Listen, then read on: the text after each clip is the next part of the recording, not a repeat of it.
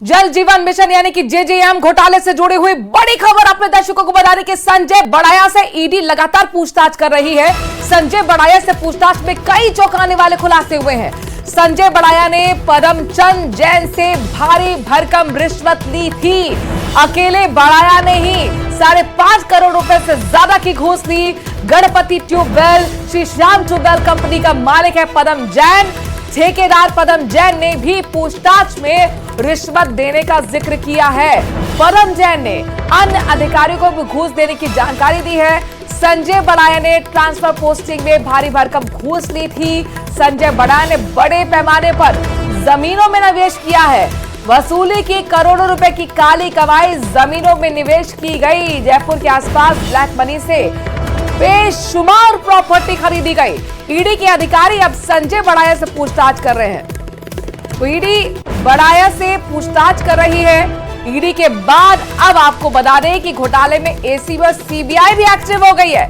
JJM के महाघोटाले वालों को सीबीआई ने तलब किया है। सीबीआई ने घोटालेबाज अधिकारियों ठेकेदारों को समन भेजकर दिल्ली तलब किया है। तो यहां पर ईडी के एक्शन के बाद अब आपको सीबीआई का शिकंजा भी कसता हुआ नजर आ रहा है। यानी कुल मिलाकर माना जाए बड़े खुलासे होने की उम्मीद है।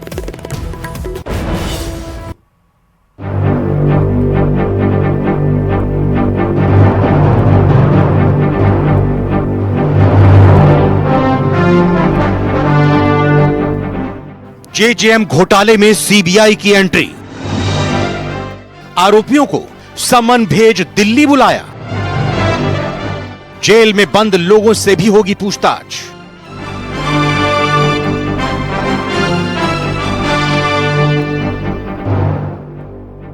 $900 करोड़ के जल जीवन मिशन घोटाले में एसीबी, ईडी और सीबीआई तीनों जांच एजेंसियां जांच में लगी हैं। अब इस मामले में सीबीआई की भी एंट्री हो गई है। इस घोटाले से जुड़े सभी आरोपियों से सीबीआई पूछताछ करेगी, फिर चाहे वो जेल में बंद ही क्यों ना हो। सीबीआई ने घोटालेबाज अधिकारियों, ठेकेदारों और घोटाले से जुड़े अन्य लोगों को भी समन भेजा है। समन भेजकर सीबीआई ने पूछताछ के लिए दिल्ली तलब किया है। इसके साथ ही जलदाय विभाग से भी घोटाले से जुड़ी अहम फाइलों को तलब किया गया है। सीबीआई अब इस मामले की तेजी से जांच कर रही है। दरअसल जयपुर एसीबी ने जेजेएम से जुड़े हुए कुछ अधिकारियों, ठेकेदारों के खिलाफ 8 अगस्त 2023 को एक एफआईआर दर्ज की थी। यह एफआईआर एसीबी के सीआई राजेश राव की ओर से दर्ज कराई गई थी। इसमें बताया गया था कि 6 अगस्त को उनके पास सूचना आई थी कि जन स्वास्थ्य एवं अभियांत्रिकी विभाग में टेंडर हासिल करने, बिलों के भुगतान और काम में अनियमितताओं के लिए अवैध संरक्षण हासिल करने के लिए ठेकेदार पद्म जैन ने जलदाय विभाग के अधिकारियों को रिश्वत देने के लिए होटल में बुलाया था। 7 अगस्त को एसीबी ने ट्रैप की कार्रवाई करते हुए 2,20,000 रुपए की राशि लेते हुए अधिकारियों को ट्रैप किया था। जांच में एसीबी ने 10 लोगों को इस केस में आरोपी बनाया था।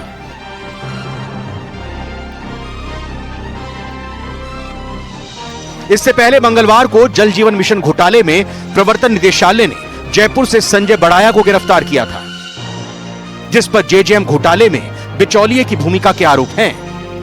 गौरतलब है कि जेजेएम घोटाले में अब तक ईडी 3 लोगों को गिरफ्तार कर चुकी है। Bureau report, news 18। बीकानेर से इस वक्त बड़ी खबर है। दरअसल बज्जू में ड्राइवर की हत्या कर शव को फेंक दिया गया। लूट के इरादे से बताया जा रहा है। किराए पर गाड़ी ली थी, बदमाश गाड़ी लेकर फरार हो गए। बज्जू से बीकमपुर जाने के लिए गाड़ी को किराए पर लिया गया। बज्जू से 30 किलोमीटर दूर शव को फेंक दिया गया। पुलिस अज्ञात बदमाशों की अब तलाश कर रही है। इस वक्त की बड़ी खबर, जहां पर ड्राइवर की हत्या कर शव को फेंक कर फरार हो गए बदमाश। बीकानेर के बज्जू से बड़ी खबर है। ये पूरी जो वारदात है वो लूट के इरादे से की गई है। लूट के इरादे से दरअसल गाड़ी को किराए पर लिया गया था। बदमाश गाड़ी को लेकर अब फरार हो गए हैं। बज्जू से बीकमपुर जाने के लिए गाड़ी को किराए पर लिया गया और 30 किलोमीटर दूर शव को फेंक कर, यानी कि बज्जू से 30 किलोमीटर दूर शव को फेंक कर बदमाश फरार हो गए। फिलहाल पुलिस अज्ञात बदमाशों की तलाश कर रही है। ये पूरा मामला है हत्या का, वो लूट से जुड़ा हुआ बताया जा रहा है। लूट के इरादे से बदमाशों ने ना सिर्फ यहां पर फुल प्लान तैयार किया था, किराए पर गाड़ी ली थी और इसके बाद शव को फेंक कर फरार हो गए।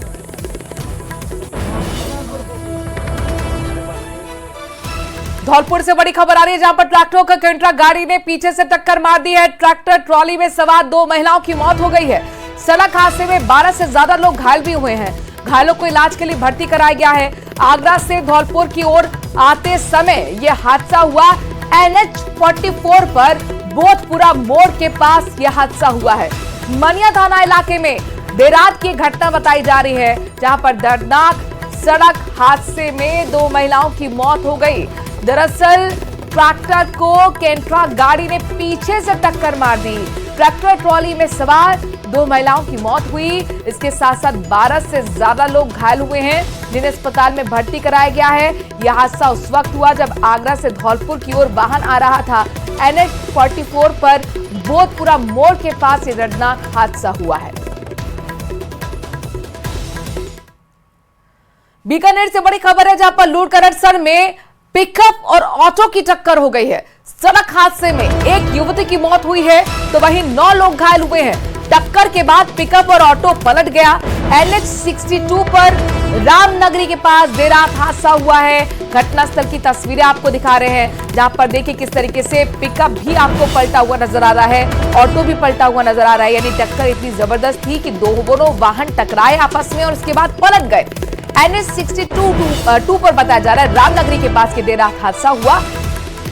टक्कर पिकअप की और ऑटो की, जिसमें एक की मौत, 9 लोग घायल।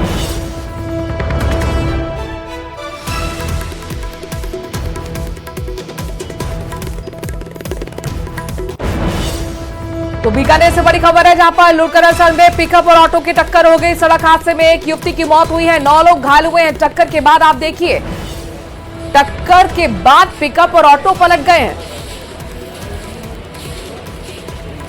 ड्रग्स तस्करी मामले में राजस्थान ATS ने बहुत बड़ी कार्रवाई की है। 50,000 के इनामी तस्कर पोखर खटीक को गिरफ्तार कर लिया है। पोखर खटीक को मणिपुर के इम्फाल से गिरफ्तार किया गया है। ऑपरेशन ब्राउनी चलाकर इनामी तस्कर पोखर खटीक को पकड़ा गया। चित्तौड़गढ़ के मनफिया थाना पुलिस का वांटेड है पोखर खटीक। राजस्थान में ड्रग्स तस्करी के करीब 24 से ज्यादा केस इस पर दर्ज है। मोस्ट वांटेड तस्कर को आखिरकार अब पुलिस ने पकड़ लिया है। ये राजस्थान ATS की बहुत बड़ी कार्रवाई कही जा रही है। एक बड़ी सफलता राजस्थान ATS को उस वक्त हाथ लगी जब 50,000 के इनामी तस्कर पोखर खटीक को गिरफ्तार कर लिया गया। मणिपुर के इम्फाल से गिरफ्तार किया गया है। बाकायदा इसके लिए ऑपरेशन ब्राउनी चलाया जा रहा था और इसी के तहत इनामी तस्कर पोखर खटीक को ATS ने पकड़ लिया है।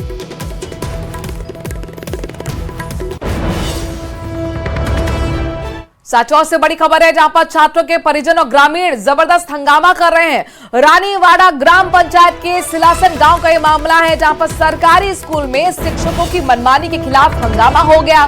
शिक्षक और विद्यालय स्टाफ के समय पर नहीं आने पर ग्रामीणों को गुस्सा फूट पड़ा। स्कूल के मेन गेट पर ताला जड़कर अधिकारियों को बुलाने की मांग करते हुए ग्रामीण बैठ गए स्कूल के सामने।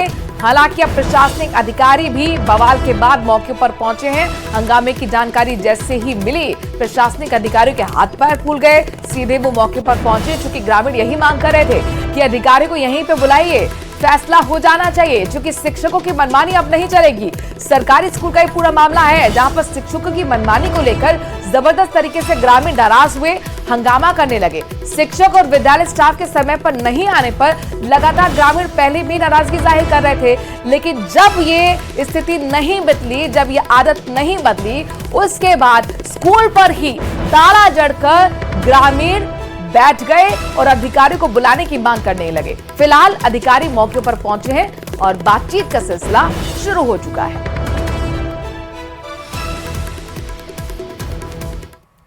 दौसा जिला क्रिकेट संघ अध्यक्ष पद से शोभना गुर्जर ने इस्तीफा दे दिया है। हालांकि दौसा जिला क्रिकेट संघ में लंबे समय से विवाद चल रहा है। जिला क्रिकेट संघ में सचिव प्रदीप नागर, सचिव ब्रज किशोर उपाध्याय के 2 गुट हैं। शोभना गुर्जर उपाध्याय गुट में शामिल हैं, लेकिन जिला क्रिकेट संघ पर नागर गुट का ही कब्जा है।